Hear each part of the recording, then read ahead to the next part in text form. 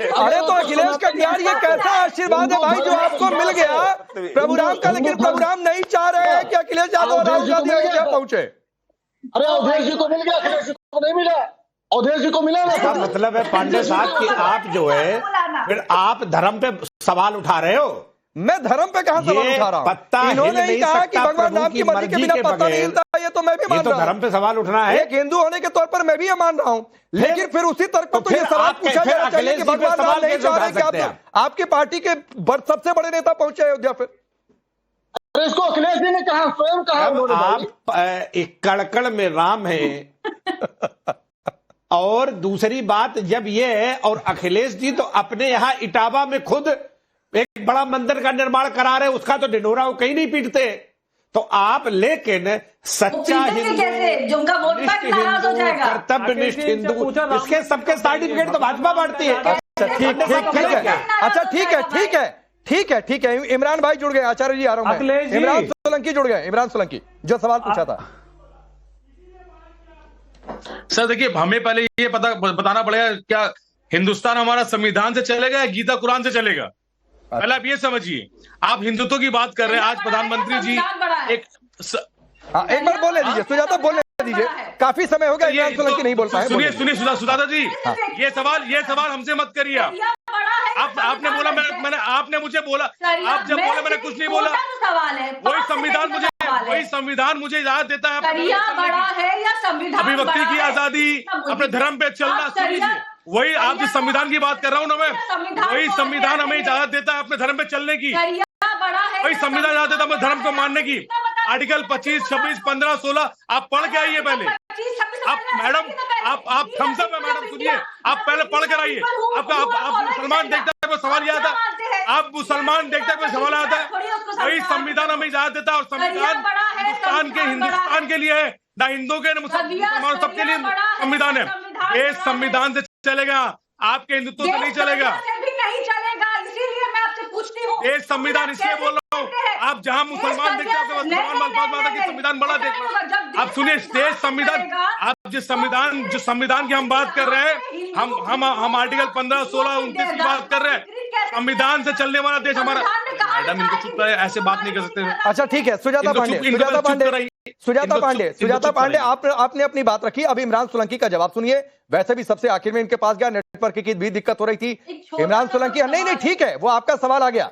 इमरान सोलंकी, आपने कहा गीता कुरान से नहीं चलेगा, देश संविधान से चलेगा, सही भी बात है। तो उस पर पलटकर सुजाता पांडे ने पूछ लिया कि फिर शरिया से भी नहीं चलेगा, फिर शरिया की भी दुआई नहीं देनी चाहिए। तो शरिया से नहीं, शरिया चलता भी नहीं है देश। नहीं ठीक है, देश चलता भी नहीं। नहीं ठीक है, फिर तो यूसीसी पर आपत्ति नहीं होनी चाहिए। फिर वो डिबेट यूसीसी में घुस जाएगी, वो सर उसके लिए बुला लियो, उसके लिए भी फिर वो यूसीसी की ओर डिबेट चली जाएगी। सुन लीजिए, देश अगर शरिया से नहीं संविधान से चलेगा तो सबके लिए एक जैसा नियम होना चाहिए। बिल्कुल। फिर हटाइए ये 4 शादी वाली बातचीत, हटाइए बहुत सारी चीजें। कर पाएंगे आप हिंदुओं की शादी कैसे करवाएंगे? खाली फेरा करवाएंगे, और जो अपने जल्लीकट्टू के लिए करते हैं तमिलनाडु में कैसे करवाएंगे, मेघालय में कैसे करवाएंगे? तो 3 शो रखते हैं, औरतें शादी कर सकती है, कैसे करेंगे आप करिए, फिर सब मिलकर करिए। हो गई ना दिक्कत आपको, हो गई दिक्कत आपको। इमरान सोलंकी, थोड़ा सा आईना दिखाया, आपको बेचैनी हो गई। थोड़ा सा आपको आईना दिखाया, आपको बेचैनी हो गई। चलिए मेरे सवाल पर आइए, मेरे सवाल पर आइए। आचार्य विक्रमादित्य भी मुस्कुरा रहे हैं। मेरे सवाल पर आइए सर, ये जो पॉलिटिकल एजेंसी का आपने शिगुफा छोड़ा है कौम के नाम पर, इससे क्या आप सबसे बड़े नेता बन जाएंगे मुसलमानों के? हम मुसलमानों के नेता बनने नहीं, हम उस समाज, हम उस कौम के लिए आए हैं जो हिंदू, मुस्लिम, जो गरीब, दलित, आदिवासी लोग हैं, उसमें मुसलमान भी आते हैं। और अगर दलितों की अगर आवाज है, आपके कुर्मियों की आवाज है, हर धर्म की जाति के लोगों की आवाज है, तो मुसलमानों की आवाज में क्या बुरी बात है? आप बताइए, ऐसा तो बोलते हैं मुसलमान आवाज, क्या बुरी बात है? क्या पॉलिटिकल रिप्रेजेंटेशन नहीं होना चाहिए? हर समाज का पॉलिटिकल रिप्रेजेंटेशन बिल्कुल होना चाहिए, समाज को लेते हैं। नहीं, मैं बता रहा हूं, सुजाता एक मिनट। हाँ, मैं बता रहा हूं क्या बुरी बात है सर। आप बात करिए, सबकी ठेकेदारी लीजिए, कोई दिक्कत नहीं है। लेकिन फिर सवाल ये उठता है कि आप कहते हैं हम मुसलमानों की नहीं सबकी बात करते हैं, तो आपकी पार्टी के नाम में ही मुस्लिमीन है। और दिक्कत किस बात से मैं बता रहा हूं, आप करिए ना, पॉलिटिकल एजेंसी बनाइए, क्या दिक्कत है? लेकिन दिक्कत क्या है मैं आपको बता रहा हूं सर, दिक्कत क्या है, सुनिए सर, दिक्कत क्या है जब आप ये कहेंगे कि नौजवान जेल में डाले जाने का डर दिखाएंगे। दिक्कत यह है जब आप वोट के लिए मॉब लिंचिंग का डर दिखाएंगे। जब आप ये कहेंगे कि सिर्फ वोटर बनकर रहेंगे तो शहरी नहीं बन सकेंगे। क्या मुसलमान इस देश का शहरी नहीं है? ये आप गलत बातें क्यों कर रहे हैं? दिक्कत इस बात से है कि जब आप ये कहते हैं कि जिस दिन आप पॉलिटिकल एजेंसी बनाएंगे तभी हक मिलेगा, क्या आज के देश में आज के मुसलमानों को हक नहीं मिल रहा है? दिक्कत इस बात से है। देखिए, अगर हम पॉलिटिकल रिप्रेजेंटेशन की बात करते हैं, सब अगर बात करें तो क्या बुरी बात है? कोई बुरी बात नहीं है। पॉलिटिकल रिप्रेजेंटेशन है तो फिर तो इसमें क्या दिक्कत? आप सुजाता जी बोल रही है, समाजवादी पार्टी भी जातियों की बातचीत करती है, जातियों के हक की बात करती है। क्या बुरी बात है? करते रहिए, लेकिन आप डर दिखाएंगे, ये गलत बात है।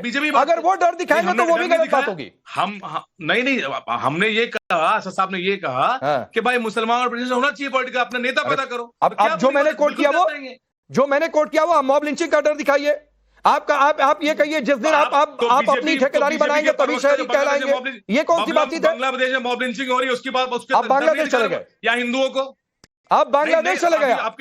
आपके बीजेपी के प्रवक्ता ने बोला, अभी आपके सुजाता जी आप बांग्लादेश चले गए तो आप जा रहे हैं, मैं नहीं जा रहा हूं। आप लोग मैं कहा बांग्लादेश गया भाई? आपने बोला मैं कहा बांग्लादेश गया? आपने बीजेपी नहीं, हम बीजेपी के प्रवक्ताओं की बात कर रहा हूं, और जो सुजाता जी बोल उनकी बात कर रहा हूं।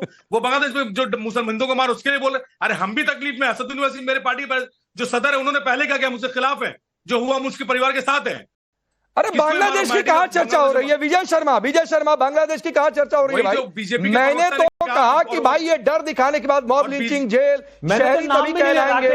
ये बांग्लादेश पहुंच गए। राकेश जी, मैंने तो बांग्लादेश का नाम भी नहीं लिया। क्या आपके लिए कोई नहीं खड़े? राकेश जी, मैंने बांग्लादेश का नाम भी नहीं लिया, लेकिन मैं बताता हूँ, ये कहते हैं कि हिजाब पहनने वाली देश की प्रधानमंत्री बनेगी। अरे पहले अपनी अध्यक्ष तो बना दो, हिजाब पहनने वाली। अरे आप पसमानदा एक मुस्लिम को बना तो दो, कोई अहम पद तो दे दो। आप मुझे बताइए, पाकिस्तान में, बांग्लादेश में, पाकिस्तान में बेनजीर भुट्टो, बांग्लादेश में दो औरतें रही, वहां की प्रधानमंत्री, उन्होंने कभी हिजाब पहना क्या? बता दो ना आप मुझे। जॉर्डन के साहब जो पैगंबर साहब के फैमिली से आते हैं, उनके यहाँ कोई हिजाब नहीं पहनता। आप किस तरह की बातें कर रहे हो? देश को कहां ले जाना चाहते हो? हैं सर, बताओ ना मुझे। जो विश्व में सबसे ज्यादा आबादी इंडोनेशिया में है, वहां भी बता दो मुझे। आप देश में वहां की प्रधानमंत्री भी ऐसी बनी है, उन्होंने भी कभी हिजाब नहीं पहना। आप क्या कहना चाहते हो? आचार्य विक्रमादित्य, आप थोड़ी देर पहले बड़े हंस मुस्कुरा रहे थे। तांसु चिलर, उन्होंने आचार्य विक्रमादित्य, आप थोड़ी देर पहले बड़े हंस और मुस्कुरा रहे थे। हाँ, एक मिनट आचार्य विक्रमादित्य, क्या जी आप जवाब दो ना। आप मुझे बताइए। लगता है कि जवाब दो। मुस्कुराने का कारण था ये था कि इतने पका गए AIM वाले, जल्लीकट्टू को भी यूनिफॉर्म सिविल कोड में ला दिए। अरे जल्ली बदहवास ना होइए। इस देश के अंदर हिंदुत्व जाग रहा है, और यहाँ इस डिबेट के अंदर अभी सबसे पहले आरंभ के अंदर ना आपने नवाब साहब की शादी सुनाई थी। बेकसूर मुसलमान क्या करेंगे? बेकसूर मुसलमान जेल में जा रहा है। अरे डॉक्टर उमर से लेकर तमाम लोग बम फाड़ रहे थे, वो बेकसूर है। अरे सुनिए तो हिंदुस्तान का बहुत सारे हिंदू के नाम भी है देश में, किसी पाकिस्तान में मुखबरी कर रहे थे, लेकिन क्या करेंगे लोग जो है धर्म से मत जोड़िए उसको। कोई देश से धर्म से मत जोड़िए, केवल राजनीति धर्म से नहीं जोड़िए करने के लिए कुछ भी काम कर लेंगे।